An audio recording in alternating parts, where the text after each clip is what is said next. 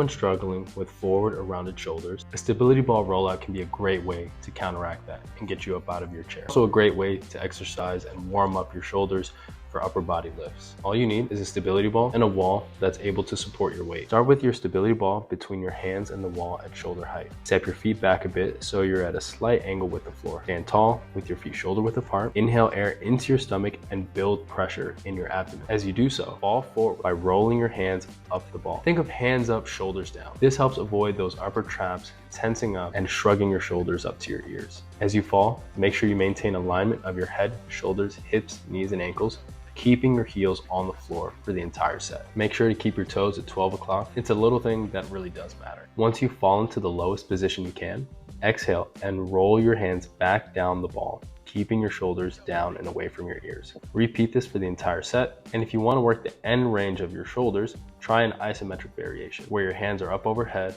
for about 20 to 30 seconds.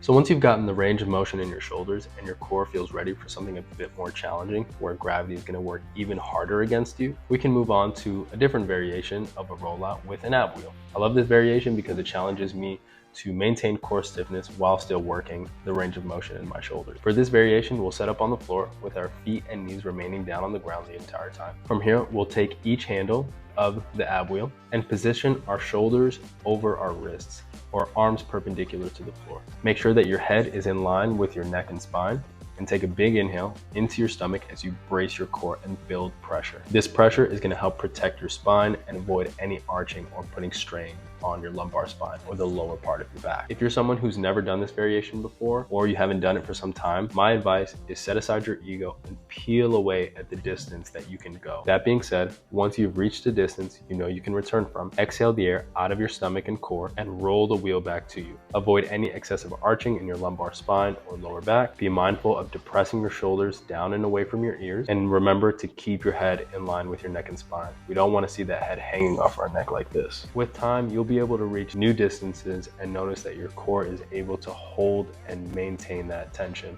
to get the most out of this exercise. Once you've gotten through the ab wheel, we can move on to a new variation of core functional strength in the sagittal plane, but we're going to return to the stability ball.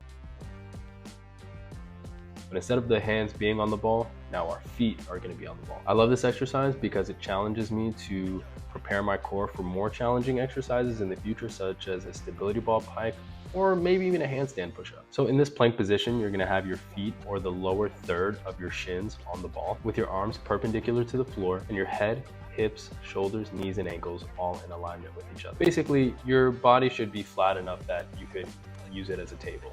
Once you're set, inhale air into your core to build that pressure and maintain that stiffness, and exhale as you bend your knees, bringing them towards your elbows, rolling the ball towards your head. As you do so, keep those hips elevated and in line with your head and shoulder. Remember, tabletop flat back. Allowing the hips to rise or fall can put strain on the rest of our major joints, especially our back. Once you've rolled the ball as much as you can, pause and inhale again as you begin to straighten your knees, rolling the ball away from your head.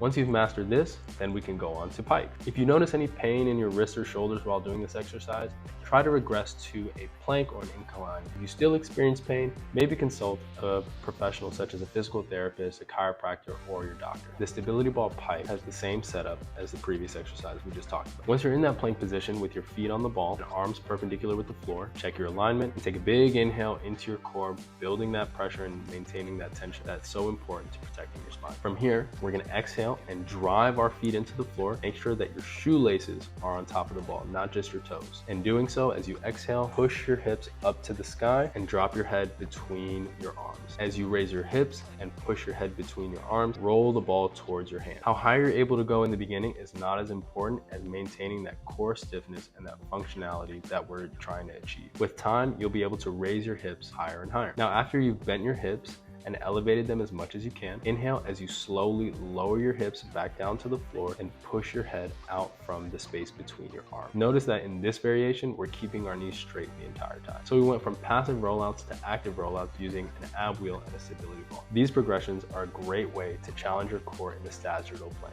build range of motion in our shoulders and hips, and work on building a functioning core musculature and a stronger neuromuscular connection between our mind and our body. Take your time getting better at these exercises, and it's important to make sure we go through the progressions in the right way without skipping any steps to minimize any risk of injury. Also, to build the confidence that we need to go on to the next phase. And with consistency, the progress will show. If you enjoyed this video, share it with someone you feel would benefit from the value of working with a personal trainer like myself and wants to spend more time in the gym to better their health. One share leads to one conversation that can lead to a lifetime of workout to better our health.